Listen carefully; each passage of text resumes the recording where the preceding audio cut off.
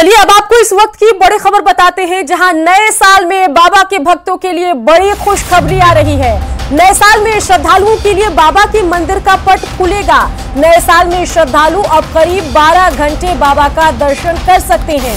बुधवार को दोपहर के डीसी सह मंदिर प्रशासक, जी हां, देवघर के डीसी और मंदिर प्रशासक ने मंजूदात भजंत्री ने मंदिर में सुरक्षा स्थिति का जायजा लिया और मंदिर का पट सुबह 4 बजे से शाम 4 बजे तक खुला रखने का आदेश दिया।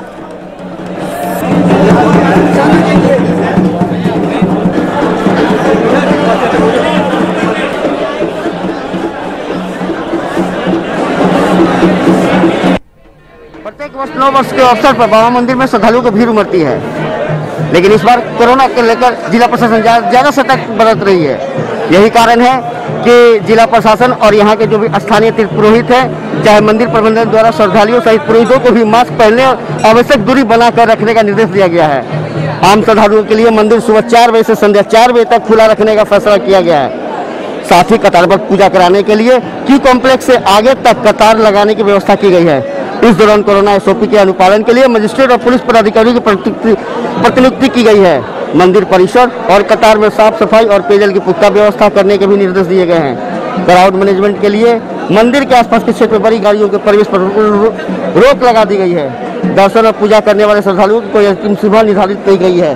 अब कल यानी कि साल के पहला दिन सुबह 4 बजे मंदिर का पट खुलेगा। उसका सरकारी पूजा होने के बाद संध्या 4 बजे तक पूजा अर्चना की जाएगी। अब देखने वाली बात होगी कल जो उमड़ेगी भीड़ मंदिर बाबा मंदिर परिसर में, उसकी व्यवस्था प्रशासन द्वारा किस प्रकार की जाती है। ऋतुराज सिन्हा, न्यूज़ 18 देवघर। पलामू के सतबरवा मलय डैम पर पर्यटकों की भारी भीड़ उमड़ रही है। पुराने साल को विदाई देने और नए साल का जश्न मनाने लोग परिवार के साथ यहां पहुंच रहे हैं। डैम में बने टापू और बोटिंग लोगों को लुभा रही है। सतबरवा के मलय डैम का जायजा लिया पलामू संवाददाता नीलकमल ने। पलामू के मलय डैम में इस वक्त मैं मौजूद हूं। देख सकते हैं कि ये यहाँ की जो मलय डैम में बोटिंग की व्यवस्था की गई है। आपको बता दूं कि सैलानियों की भीड़ यहाँ उमड़ने लगी है। यहाँ प्रति वर्ष जो है काफ़ी संख्या में सैलानी आते हैं। जो आप देख सकते हैं कि ये दाहिनी ओर जो बाईं ओर जो बड़ा टापू है, उसके अलावा भी आप देख सकते हैं कि कई टापू यहाँ इस डैम के बीचों बीच है जो आकर्षण का केंद्र होते हैं। बोट के माध्यम से इन टापुओं पे लोग जाते हैं, अपने परिवार के साथ यहाँ पे आते हैं, मौज मस्ती करते हैं। अभी नए साल का आगाज हुआ है, यहाँ पे लोग जो है सैलानी पहुँच रहे हैं और पूरा यहाँ जो है अपने परिवार के साथ मस्ती करते हैं। मैं दिखाने की कोशिश करूँगा एक बार कि पूरा जो इलाका है काफ़ी लंबा चौड़ा ये डैम है। बहुत लोग आता है लेकिन नंबर नहीं मिलता, कितना घूम के चल जाता है बोट के कारण। 2 ही बोट है यहाँ। हाँ। मोटर बोट है ही नहीं। मोटर बोट वगैरह होता तो और ज़्यादा होता। हाँ, एकदम ये प्रकृति का ऐसा देन है। आप चारों तरफ से देख सकते हैं कि हम लोग एक आइलैंड जैसा महसूस कर रहे हैं कि चारों तरफ देखिए पहाड़ों के बीच में पानी और पहाड़ दिखिए है। और यहाँ अगर इस जगह को विकसित कर दिया जाए, हम लोग बहुत खुशी से आते हैं। साल भर के बाद मौका मिलता है तो हम लोग यहाँ पे आते हैं, घूमते हैं, फिरते हैं और कुछ इसमें बेहतर कुछ आ जाए। प्रकृति का हर चीज़ इसमें भरपूर भरा हुआ है। तो कहीं ना कहीं जो भी पर्यटक यहाँ आते हैं सबके मन में एक ही मलाल होता है कि ये मलय डैम जो है और विकसित होता तो यहाँ दूसरे प्रदेश के भी सैलानी पहुँचते हैं। नीलकमल, न्यूज़ 18 पलामू। नए साल के स्वागत के लिए राजधानी रांची के होटल्स भी पूरी तरह से तैयार हो चुके हैं। न्यू ईयर सेलिब्रेशन के दौरान कई होटलों में स्पेशल डिश तैयार किए गए हैं। सोशल डिस्टेंसिंग के साथ लोग न्यू ईयर सेलिब्रेट करने कोरोना की वजह से सरकार ने गाइडलाइन जारी किए और अधिकांश होटलों में डीजे और डांस नहीं होगा। रांची के स्टेशन रोड स्थित एक होटल में तैयारियों का जायजा लिया हमारे सहयोगी भुवन किशोर झा ने। नए वर्ष का स्वागत राजधानी रांची के लोग कुछ खास तरह से करते रहे हैं।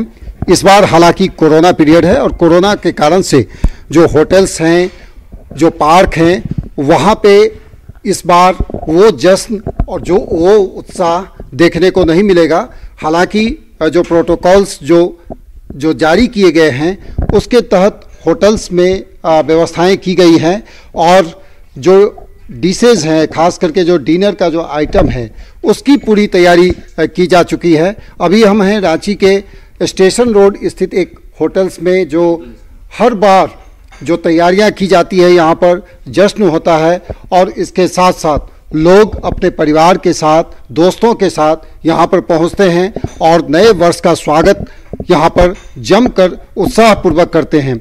इस होटल्स की खासियत यह है कि 60 आइटम्स यहाँ पर रहते हैं जो डिनर के दौरान उन्हें मिलता है और लोग ये चाहते हैं कि यहाँ पर आएं। हम यहाँ के जो मैनेजर हैं उनसे हम सीधे जानते हैं कि आप बताइए कि जो इस बार चूँकि कोविड पीरियड है कैसा होगा आयोजन, चूँकि जो प्रोटोकॉल्स जो दिया गया है, जो गाइडलाइंस जो जारी की गई, तो क्या उसका गवर्नमेंट का जो भी गाइडलाइन है उसको हम लोग को पूरा करेंगे। उसका होते हुए हम लोग को इसको ये न्यू ईयर से सेलिब्रेशन जो हो रहा है जैसे लास्ट ईयर जैसे हो रहा था इस तरफ तो नहीं हो पाएगा क्योंकि सब जगह में कोविड का डर है वो है, लेकिन फिर भी हम लोग को सारे गेस्ट के लिए प्रबंध किए, जो भी आएगा नॉर्मल गेस्ट आएंगे गला देने का प्रबंध किया गया।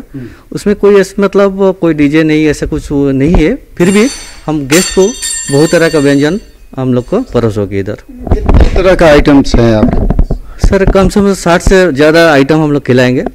बहुत सारा 5 वेज 5 नॉन वेज का स्नैक्स हमारा पास है, उसका साथ साथ 4 नॉन वेज का आइटम भी हम लोग देंगे। राजधानी रांची के अमूमन सभी होटलों में इसी तरह की व्यवस्था की गई है कि लोग यदि आते हैं तो उत्साह तो जरूर इस बार थोड़ी सी फीकी रहेगी कोरोना के कारण से, लेकिन तैयारियां हैं।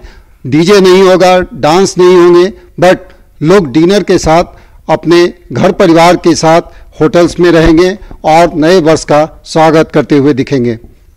कैमरा पर्सन संत के साथ भुवन किशोर झा, न्यूज 18 रांची। सरायकेला जिले के खरसावा स्थित शहीद स्थल पर 1 जनवरी को श्रद्धांजलि का कार्यक्रम होगा, जहां 1 जनवरी 1948 को गोलीकांड में शहीद हुए लोगों को श्रद्धांजलि अर्पित की जाएगी। इसको लेकर सारी प्रशासनिक तैयारी पूरी कर ली गई है। सीएम हेमंत सोरेन, केंद्रीय मंत्री अर्जुन मुंडा शहीदों को श्रद्धांजलि देंगे और इसका जायजा लिया संवाददाता विकास कुमार ने। हम खरसावा के उस ऐतिहासिक धरती पर खड़े हैं जहां आजाद भारत में पहली बड़ी घटना घटी थी।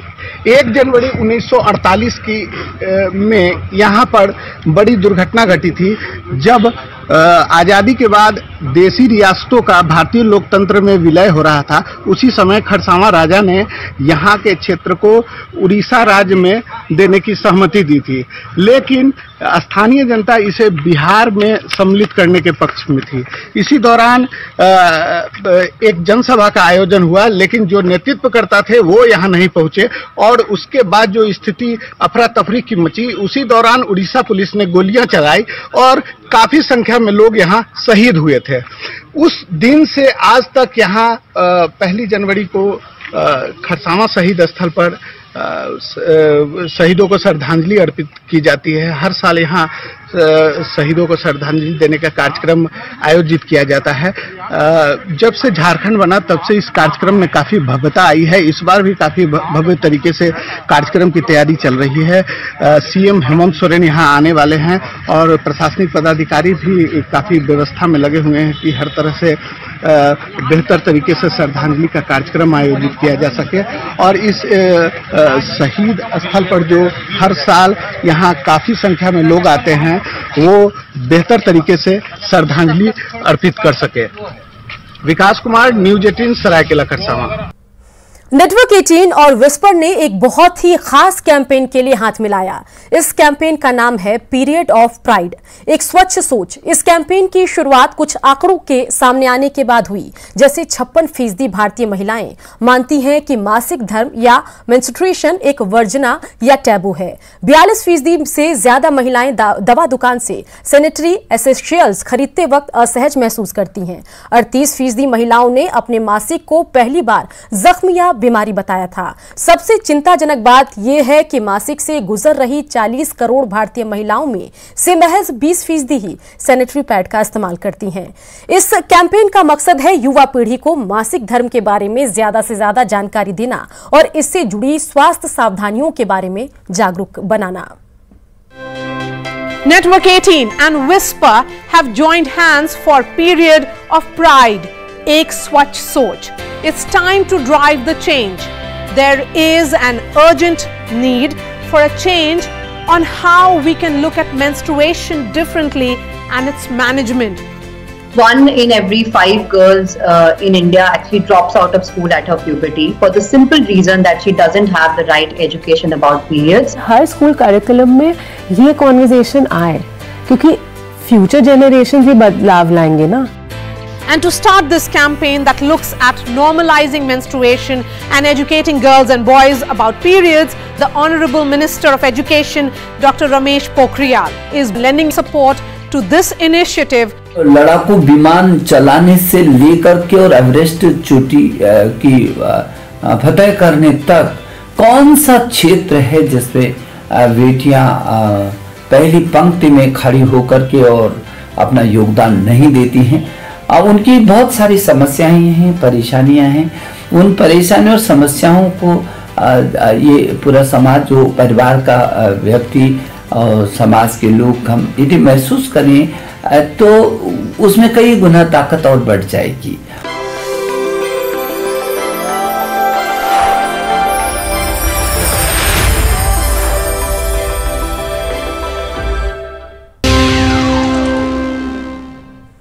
रांची नगर निगम क्षेत्र में नए साल में सीएनजी ऑटो को स्थायी परमिट दिया जाएगा. रांची आरटीओ की ओर से 1 दिसंबर से 30 दिसंबर तक परमिट के लिए आवेदन देने की तिथि तय की गई थी.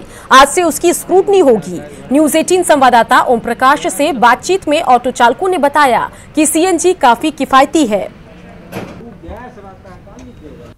राजधानी रांची में प्रदूषण कैसे कम हो, इसे लेकर तमाम तरह की कवायदें जो हैं वो शुरू हो चली हैं और सीएनजी ऑटो अब रांची की सड़कों पर देखे जाने लगे हैं. आपको बताना चाहेंगे कि सीएनजी ऑटो वैसे तो चल रहे थे, लेकिन अब उन्हें परमिट भी मुहैया कराया जा रहा है और राजधानी रांची में चलने वाले सभी ऑटो को धीरे धीरे सीएनजी में तब्दील किया जाएगा. अच्छा लगता है चलाने में, पहले वाला से अच्छा बेटर चलता है सीएनजी. अभी परमिट का भी आवेदन लिया जा रहा था, आप लोगों ने परमिट के लिए अप्लाई किया? परमिट का हमने अप्लाई किया है, सब चीज़ कागज ओके करके और पूरा परमिट का अप्लाई किया है. अभी देखिए 1 तारीख से 31 तक डेट था, अब कब मिलता है अब तो सरकार ही पता चलेगा. हाँ, इंतज़ार तो है परमिट का.